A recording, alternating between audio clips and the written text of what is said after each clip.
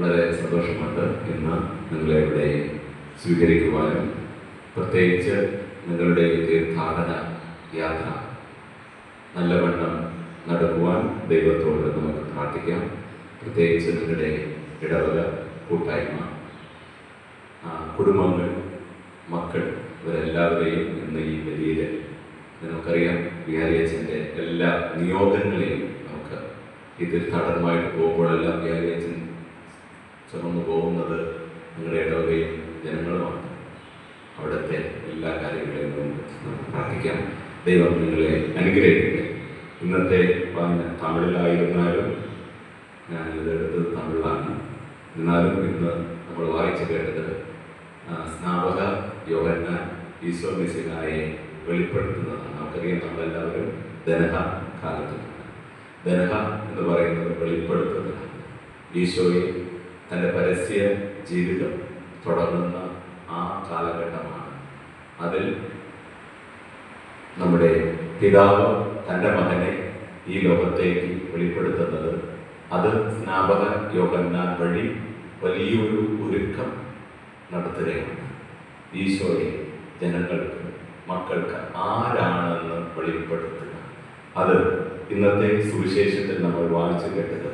ഇതാണ് കർത്താവിൻ്റെ ആട്ടുകുട്ടി, ഇതാണ് ലോകത്തിൻ്റെ പാപങ്ങൾ പോക്കുന്ന കുഞ്ഞാട് എന്ന് സ്നാപക യോഹന്നാൻ ഉറക്കെ വിളിച്ച് പറയുന്ന ഒരു രംഗമാണ്.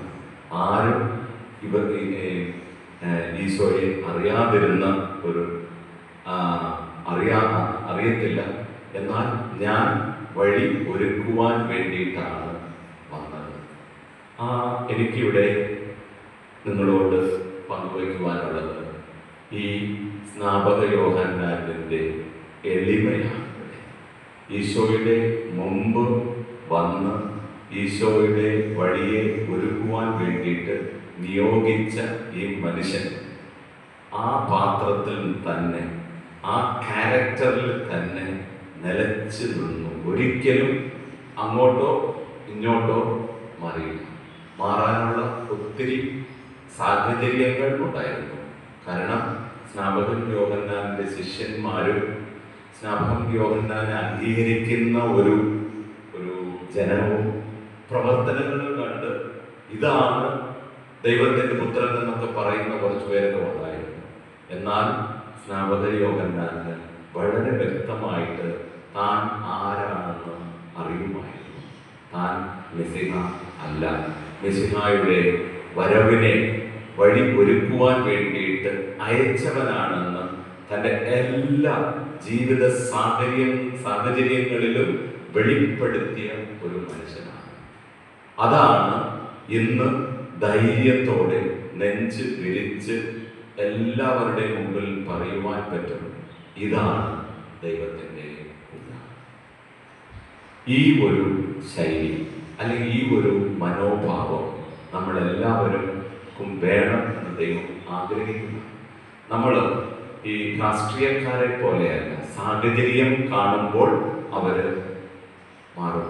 ഇപ്പോൾ ന്യൂസിൽ തമിഴ്നാട്ടിൽ ഓടിക്കൊണ്ടിരിക്കുന്നത് നമ്മുടെ ടി ദിനകരൻ എടപ്പാടി പളനിസ്വാമിയുടെ പാർട്ടി ADMK ജോയിൻ ചെയ്തു. കഴിഞ്ഞ കൊല്ലം വരെ പറഞ്ഞുകൊണ്ടിരുന്നത് ടി ദിനകരൻ ഈ പാർട്ടിയിൽ ചേരുന്നതിന് പകരം ഞാൻ തൂക്കിലിട്ട് മരിക്കുന്നതാണ് നല്ലത്. പക്ഷേ ഇന്നത്തെ അവൻ പറഞ്ഞ അവരുടെ പാർട്ടിയിൽ അതൊക്കെ ഓടിക്കൊണ്ടിരിക്കും. അതിന്റെ സാഹചര്യവും അവരുടെ അനുകൂലങ്ങളും കണ്ട് മനുഷ്യൻ തൻ്റെ സ്റ്റാൻഡേർഡ് അത് മാറും. എന്നാൽ ദൈവം ഇന്ന് നമുക്ക് വെളിപ്പെടുത്തി തരുന്ന ഒരു വ്യക്തി തൻ്റെ ആ വിളിക്കപ്പെട്ട ആ ജീവിതത്തിൽ അടിയുറച്ച് നിന്ന് ദൈവത്തെ മറ്റുള്ളവർക്ക് പറഞ്ഞു കൊടുക്കുവാൻ കഴിഞ്ഞു എന്നതാണ്. ആ ഒരു ജീവിത ശൈലി നമുക്ക് ഉണ്ടോ? അല്ലെങ്കിൽ നമുക്ക് കുടുംബത്തിലോ കുഞ്ഞുമക്കൾക്കോ ഉണ്ടോ? ദൈവത്തിൻ്റെ വിളിയെ സ്വീകരിക്കുവാനും ആ വിളിയിൽ ഉറച്ചു നിന്ന് ദൈവഹിതം നിറവേറ്റുവാനുമുള്ള ഒരു അനുഗ്രഹം നമുക്ക് ദൈവത്തോട് ഈ കുർബാനയിൽ നമുക്ക് യാചിക്കാം. അങ്ങനെ വരുമ്പോൾ ആരാണ് വെളിപ്പെടുത്തപ്പെടുന്നത്? നമ്മൾ ഓരോരുത്തരുടെയും ജീവിതവും പ്രവർത്തനവും വഴി മിശിഹായാണ് വെളിപ്പെടുത്തപ്പെടുന്നത്. ഇതാണ് ദൈവത്തിൻ്റെ കുഞ്ഞാട്. നമ്മളെല്ലാവരും അതിന് സാക്ഷികളായിട്ടാണ് മാറുവാൻ പോകുന്നത്. ഈ കുർബാനയിൽ അതിനുവേണ്ടി നമുക്ക് പ്രത്യേകമായിട്ട് പ്രാർത്ഥിക്കാം. ദൈവം നമ്മളെ അനുഗ്രഹിക്കട്ടെ.